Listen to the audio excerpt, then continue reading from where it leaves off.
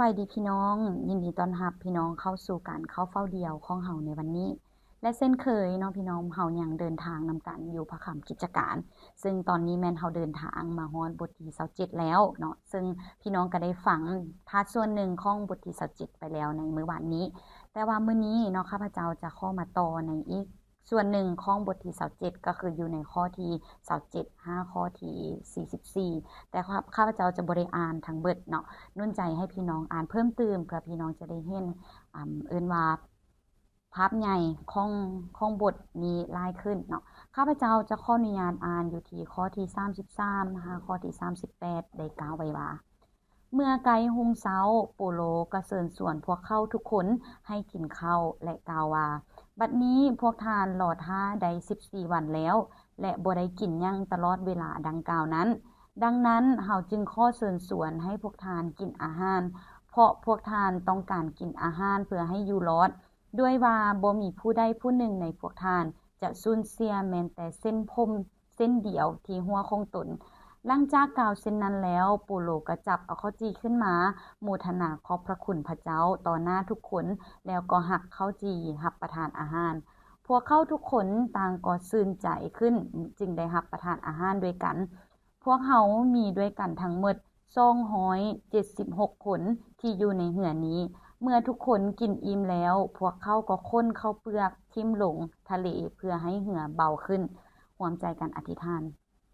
พระบิดาเจ้าพระองค์ขอบคุณสำหรับพระคำของพระเจ้าโปรดทรงเปิดตาใจของพวกเราเปิดหูของพวกเราเปิดใจของพวกเราเพื่อที่จะรับฟังพระคำของพระเจ้าและขอให้พระคำของพระเจ้าเปลี่ยนแปลงชีวิตของพวกเราและขอให้พระคำของพระเจ้าไปกับพวกเราในทุกๆบอนที่พวกเราไปด้วยลูกอธิษฐานในพระนามของพระเยซูคริสต์เจ้าอาเมนซึ่งว่าข้าพเจ้าเห็นดีกับสิ่งที่ระดับได้กล่าวไว้ก่อนหน้านี้เนาะก็คือเว้าเรื่องของการที่ว่าในพระคำกิจการถ้าพี่น้องได้เบิ่งเรื่องราวของอาจารย์ปุโลเนาะหรือแม้แต่ว่าศิษยาภิบาลหรือว่าเขาเอิ้นมาเป็นผู้ศิษย์สอนพระคำของพระเจ้าหรืออัครสาวกในตอนนั้นมันเหมือนกับซากละครซากหนึ่งเนาะที่ว่าเฮาจะได้เห็นเนาะถึงการที่อาจารย์ปุโลหรือแม้แต่ว่าการเคลื่อนไหวของพระวิญญาณบริสุทธิ์ในชีวิตของพี่น้องผู้เชื่อทุกๆคนซึ่งว่าก่อนที่จะมาฮอดในบทนี้เนาะข้าพเจ้าอาจจะไปไว้นิดนึงเพื่อว่ารักษาเวลานำกันเนาะพี่น้องก่อนที่ว่าเฮาจะมาฮอดบทที่27นี้แน่นอนเนาะว่ามันต้องมีมาก่อนหน้านี้แม่นบ่พี่น้อง26บทเนาะแต่ข้าพเจ้าขอตืดไปนิดนึงเกี่ยวกับพระคำของพระเจ้าอยู่ที่ว่าเป็นหยังอาจารย์โปโลจึงมาฮอดเนาะในตอนนี้ได้ก็คือในบทที่27นี้ได้ซึ่งพี่น้องที่ว่าร่วมเดินทางนำกันมาอาจจะได้อ่านแล้วเนาะแล้วก็อาจจะได้ฟังมาก่อนหน้านี้แล้วแต่ข้าพเจ้าขอกลับไปนิดนึงซึ่งว่าการที่ว่าการเดินทางครั้งนี้ของอาจารย์โปโลแม่นครั้งที่4แล้วเนาะพี่น้องที่ว่าอาจารย์โปโลได้เดินทางอีกรูปแบบนึงซึ่งเป็นรูปแบบที่ว่าต่างจาก3ครั้งที่ว่าผ่านมาเพราะรูปแบบครั้งนี้มันเพิ่นมากับทหารร่มเนาะแต่ว่าเพิ่นมากับทหารร่มได้แบบใดอยากส่วนพี่น้องเปิดกลับไปในนึงอยู่ในบทที่22เนาะพี่น้องจะเห็นว่าอาจารย์โปโลเนาะพระเยซูได้กล่าวกับอาจารย์โปโลว่าเพิ่นจะได้เป็นพ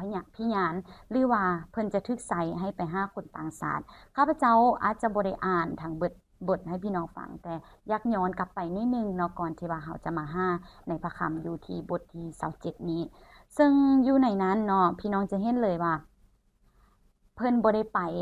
แบบที่เพิ่นอยากไปอีกเนาะเพิ่นไปด้วยการทรงนำของพระวิญญาณบริสุทธิ์แล้วอยู่ในที่นั้นโปโลก็ได้เจอเนาะอาจารย์โปโลได้เจอกับการทดลองหลายอย่างการค้นคมเห็นหลายอย่างเนาะได้เจอกับนายพันที่คุมตัวเพิ่นเนาะได้อยู่ต่อหน้าสภาสูงสุดเนาะเพิ่นได้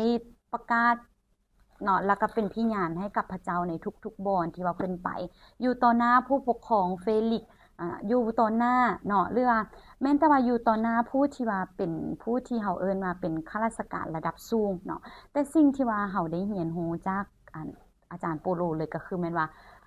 พระคำของพระเจ้าหรือว่าข่าวประเสริฐของพระเจ้าไปกับเพิ่นในทุกๆบอนแล้วพี่น้องสิเห็นเลยว่าข้าพเจ้าตื่นเต้นหลายที่ได้มาแบ่งปันกับพี่น้องในบทนี้ก็คือแม่นเพราะว่าข้าพเจ้าได้กลับไปหรือแม้แต่ว่าฟังเนาะในการนุ่นใจของในแต่ละเฮาเอิ้นว่าในการเฝ้าเดียวในทุกๆวันเฮาเห็นถึงการทรงนำของพระวิญญาณบริสุทธิ์ที่มีอยู่ในชีวิตของอาจารย์โปโลเนาะบ่ว่าเพิ่นจะอยู่ต่อหน้าซ่าน สภาสูงสุดหรือแม่นแต่ว่าต่อหน้าจักรพรรดิหรือแม่นแต่ว่าต่อหน้าเนาะเอิ้นว่าผู้ที่ว่าเป็นข้าราชการระดับสูงแต่เพิ่นนำเอาพระคำของพระเจ้าไปกับเพิ่นในทุกๆบ่วนและพร้อมที่จะให้พระเจ้าใช้เพิ่นพร้อมที่จะเป็นพยานให้กับพระเจ้าในทุกๆบ่วนแล้วเฮาก็เห็นเลยว่าการที่อาจารย์โปโลเพิ่นอุทธรณ์ไปหาจักรพรรดิกายซ่าเนาะมันบ่แม่นเรื่องบังเอิญอีกเป็นเรื่องที่ว่าเพิ่นได้รับการดลบันดาลใจจากพระวิญญาณของพระเจ้าการเปิดเผยของพระเยซูเจ้าที่ใช้เพิ่นว่าเพิ่นจะเป็นพยานให้กับคนต่างชาติแล้วอาจารย์โปโลก็เป็นผู้หนึ่งที่ได้รับสติปัญญาและได้รับการซิดซ้อนที่มาจากองค์พระผู้เป็นเจ้าจึงเฮ็ดให้เพิ่นฮู้จักข้อกฎหมายฮู้จักการต่อรองฮู้จักการเจรจาแล้วสิ่งที่ว่าข้าพเจ้าได้รับการนุ่นใจอีกอันหนึ่งก็คือแม่นว่าเพิ่นบ่ได้ใส่สิ่งนั้นเพื่อเป็นข้ออ้างให้กับตนเองว่าค่อยฮู้อันนี้ดีค่อยฮู้อันนั้นดีบ่แม่นแบบนั้นเนาะพี่น้องแต่เพิ่นใส่สิ่งที่ว่าเพิ่นได้รับจากองค์พระผู้เป็นเจ้านั้นเป็นเกลือและแสงสว่างแล้วก็เป็นผู้รับใช้ที่สัตย์ซื่อให้พระเจ้าได้ใช้เพิ่นในทุกๆบ่อนที่เพิ่นไปบ่พอเท่านั้นเนาะพี่น้องเพิ่นบ่ได้เพียงแต่เป็นพยานแต่เพิ่นยังเชิญชวนให้ผู้ที่ว่าได้ยินได้ฟังพระคำของพระเจ้าได้ยินได้ฟังเรื่องราวของเพิ่นนั้นรับเชื่ออีกเนาะบัดนี้ขอกลับมาพระคำของพระเจ้าอยู่ในบทที่27นี้นำกันเนาะซึ่งว่าอยู่ในตอนนี้เนาะเฮาจะเห็นเลยเป็นการเดินทางอยู่ในเรือเนาะที่ว่าอาจารย์โปโลได้ลงเรือเข้าไปเนาะพี่น้องได้ฟังเมื่อวานแล้วก็คือว่าลงเรือสะเพาไปสู่กรุงโรมหรือว่าสู่โรมเนาะที่เป็นการเดินทางที่บ่ได้ราบรื่นและเป็นการเดินทางที่เจอกับพายุหนักจนเฮ็ดให้ผู้คนที่ว่าอยู่ในเรือนั้นหมดสิ้นหวังว่าตัวเองอาจจะบ่สามารถมีชีวิตรอดไปได้แล้วเนาะแต่ว่าสิ่งที่ว่าเฮาเห็นได้ก็คือแม่นการนุ่นใจของอาจารย์โปโลและการสู้กำลังใจเนาะของเพิ่นที่ว่าเพิ่นเว้าอยู่ในข้อที่23เนาะเพราะว่าเพิ่นได้กล่าวว่ายุทธเทวดานั้นได้กล่าวแก่เพิ่นเองเนาะหรือว่าได้กล่าวแก่เพิ่นว่าโปโลเอ้ยเนาะอย่าสุยานเลยเนาะเจ้าต้องได้เข้าเฝ้าจักรพรรดิส่วนคนทั้งหลายที่อยู่ในเฮือนนำเจ้านั้นจะส่งโทษให้พ้นตายเนาะเพราะเห็นแก่เจ้าคือพระเจ้าบ่ได้เพียงแต่ใช้โปโลให้เป็นพยานให้กับพระเจ้าแต่ในทุกๆบ่อนที่เราไปเราจะเป็นพระพรเช่นเดียวกันเนาะพี่น้องฉะนั้นให้เฮาบอกกับตนเองเลยว่าเฮาจะเป็นพระพรให้กับผู้คนที่ว่าพระเจ้าได้ใช้เฮาไปเช่นเดียวกันอาเมนเนาะและอยู่ในข้อที่27 5ข้อที่44นี้เนาะพี่น้องข้าพเจ้าจะข้อเชิญพี่น้องขึ้นถึงเหือกับอาจารย์โปโลซึ่งอยู่ในเหือที่ผู้คนกำลังหมดหวังผู้คนกำลังสิ้นหวังผู้คนกำลังซอกหาทางรอดเพื่อจะเอาชีวิตรอดอยู่ในข้อที่27นี้เฮ็ดให้เฮา27 5 44นี้จะเฮ็ดให้เฮาเห็นถึงเหตุการณ์หลายๆอันคือกันเนาะพี่น้องถึงว่าจะเป็นข้อสั้นๆแต่เฮาจะเห็นเลยว่ามีบางคนเนาะมีลูกเหือพยายามตนนี้จากเหือแล้วก็มีลูกเหือบางคนพยายามจะฆ่าเนาะบ่แม่นอันลูกเหือเนาะหมายถึงทหารเนาะวางแผนจะฆ่านักโทษพอยานว่าเมื่อนักโทษตนลงนี่จากเหือแล้วเนาะเขาเจ้าก็จะบ่สามารถที่จะควบคุมเอานักโทษกลับมาได้ซึ่งตัวนี้เฮาเฮ็ดให้เฮาเห็นเลยว่าในสถานการณ์ที่สิ้นหวังนั้นอาจารย์โปโลได้ลุกขึ้นและเป็นพยานบ่เพียงแต่เป็นพยานแต่ยังเชิญชวนให้ทุกคนอยู่ในที่นั้นเนาะ276 คนเนาะอยู่ในที่นั้นได้รับประทานอาหารเพื่อเขาเจ้าจะได้มีกำลังและสิ่งที่อาจารย์โปโลได้เว้าอีกก็คือแม่นพวกเขาต้องอยู่นำกันทั้งหมดเนาะพวกเขาจึงจะมีชีวิตรอดอยู่ในเรือลำนั้นได้แล้วอยู่ในที่นั้นอีกเนาะข้าพเจ้าอาจจะสปอยไปใน1บทที่28แต่จะบ่บอกเนาะว่าอยู่ในเกาะใดที่เขาเจ้าจะมีชีวิตรอดได้พี่น้องสามารถไปอ่านหรือว่ารอท่าเนาะฟังในมื้ออื่นตื่นเนาะเป็นเกาะที่ว่าพระเจ้าได้ทำการอัศจรรย์ในชีวิตของอาจารย์โปโลอีกเป็นเกาะที่ว่า